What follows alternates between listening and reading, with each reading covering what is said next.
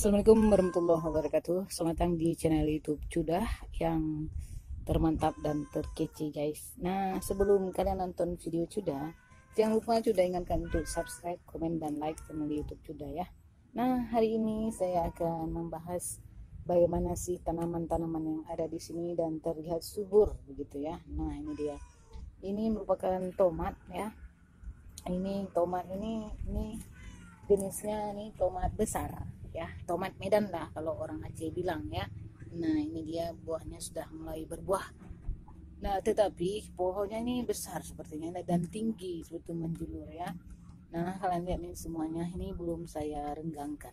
Jadi agak sedikit rapat dengan sesamanya ya, sesama jenisnya ya. Nah, sekarang kita akan melihat di sini bunga daripada bunga dan buah tomat ya, sayur tomat ya, bukan buah. Nah, kalian bisa melihatnya kalau bunganya besar, nah seperti ini, kelopaknya besar, sepertinya buahnya akan besar.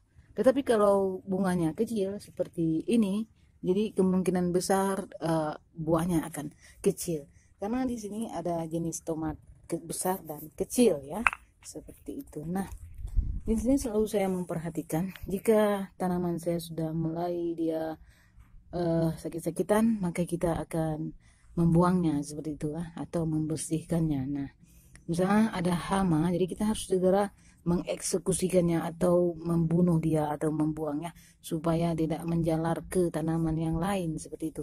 Apabila kita sudah merawat 2-3 hari tetapi tidak bisa kita merawatnya karena dia akan mati. Nah, seperti bergulung-gulung seperti ini, kita juga melihat apa isi di dalamnya begitu ya. Nah, apakah dia ada kuman-kuman atau virus corona ya, seperti itu. Jadi kalau ada virus corona kita harus merawatnya ya, harus kita isolasi. Nah, seperti ini harus kita isolasi ke tempat lain ya, tapi nggak sampai 14 hari, 1 hari aja udah cukup. Tidak ada sampai 14 hari. Jadi tidak hanya manusia saja bervirus, tetapi tumbuh-tumbuhan juga seperti itu. Jadi kita harus merawatnya ya guys ya. Nah, seperti ini kita tidak tahu apa penyebabnya sehingga menjadi daunnya bergulung seperti ini. Maka kita sebagai dokter tumbuh-tumbuhan kita harus mendeteksinya ya, di manakah letak kesalahannya sehingga membuat dia menjadi bergulung daunnya. Seperti itu ya teman-teman semuanya. Nah, ini daripada tanaman saya yang masih saya belum pindahkan karena terlalu kecil area rumah saya ya, jadi sehingga tidak bisa kita membuatnya lebih menata lebih baik lagi. Karena apa? Karena pohon terongnya pun sudah besar-besar, cabangnya sudah tinggi-tinggi ya, seperti itu ya. Jadi sudah sedikit tua, tetapi biar tua ada buahnya tidak apa-apa karena cukup untuk kita makan ya. Kalau lebih kita jual seperti itu ya. Tidak fokus untuk dijual, tetapi fokusnya untuk dimakan ya, dimakan guys.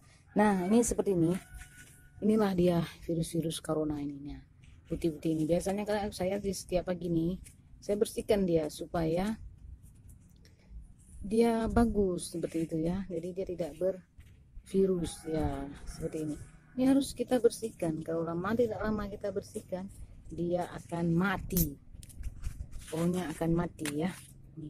Ini harus kita bersihkan, cukup berbahaya ini dia, harus kita bersihkan. Biasanya saya membersihkannya menggunakan sikat gigi yang sudah tidak dipakai lagi. Saya gunakan itu untuk menyikat ini semuanya guys. Jadi ini saya sudah tak tahu di mana sikatnya. Oh, ada ini guys. Nah, ini dia.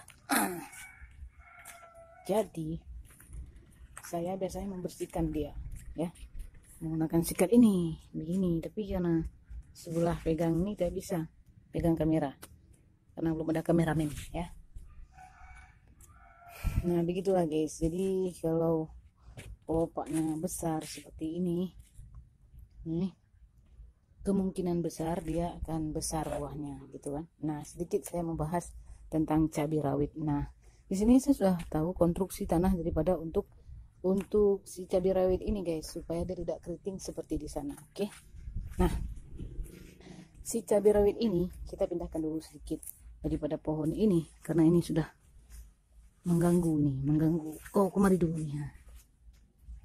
Nah, karena pohon itu sudah mengganggu mereka ini. Nah, sedikit saya bercerita tentang konstruksi daripada tumbuh-tumbuhan, bukan tumbuhan ini, cabai ya. Nah, saya akan menjelaskan tentang bagaimana sih menyebabkan sebuah pohon cabai ini menjadi keriting dan menjadi keras seperti lilin ya, karena ini menurut pengalaman dan yang saya peroleh. Makanya saya share kepada teman-teman semuanya.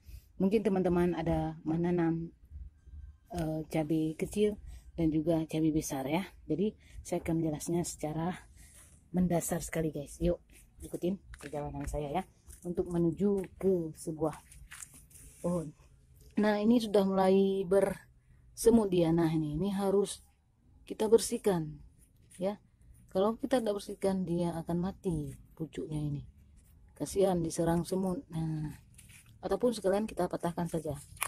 Biar dia keluar cabangnya ya. Nah, daripada berbahaya seperti itu. Ini sepertinya nih pohon kacang panjang ya. Tak kenapa tumbuh di sini. Satu lagi ya, nanti kita pindahkan ke tempat lain. Nah, baik, tadi saya bahas tentang konstruksi pohon cabai ya, bagaimana dia menjadi keriting ya.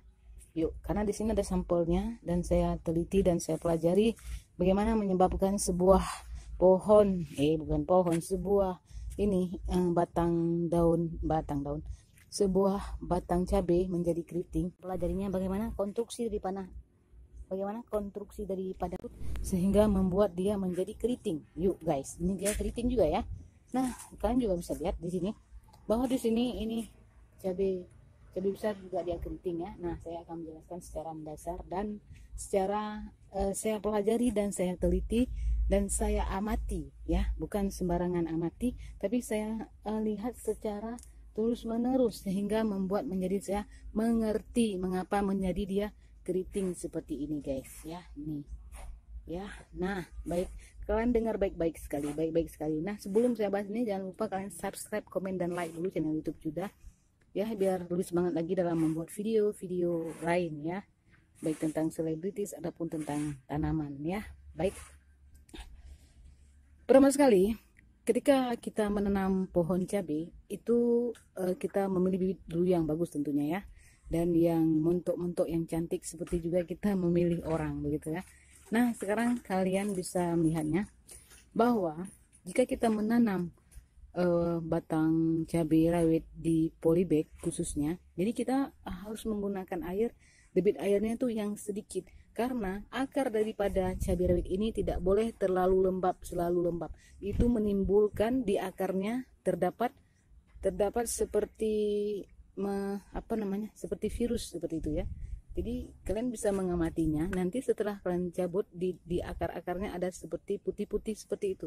Itulah karena itu jamur akar namanya, sehingga dia menimbulkan dan menjadi daunnya keriting seperti itu ya. Nah, seperti ini. Jadi makanya saat di dalam polybag ini tidak boleh disiram terlalu banyak. Sebaiknya disiram 2 hari sekali saja saat betul-betul sudah agak mengering tanahnya. Kalau tidak, dia akan seperti keriting terus. Ini sudah sembuh karena saya mengurangi penyiraman di polybag ini. Jadi saya tidak menyiram setiap hari di polybag ini, karena dia tidak bisa cabai ini. Dia harus kering ya. Akarnya harus, sebenarnya pun cabai rawit ini dia akarnya harus nampak seperti itu ya. Dia seperti itu keinginan dia. Karena berbeda cabai rawit dengan cabai besar. Nah, cabai besar ini, yuk kita bahas cabai besar lagi. Nah, cabai besar ini dia sama juga ya seperti cabai kecil, tidak boleh akarnya terlalu lembab. Dia harus sedikit mengering ya, jangan tidak terlalu banyak air seperti itu. Nah, kalian amati bahwa ini memang sudah tidak ada lagi buahnya guys, karena memang sudah sakit betul dia nih ya. Udah sakit betul dia nih ya.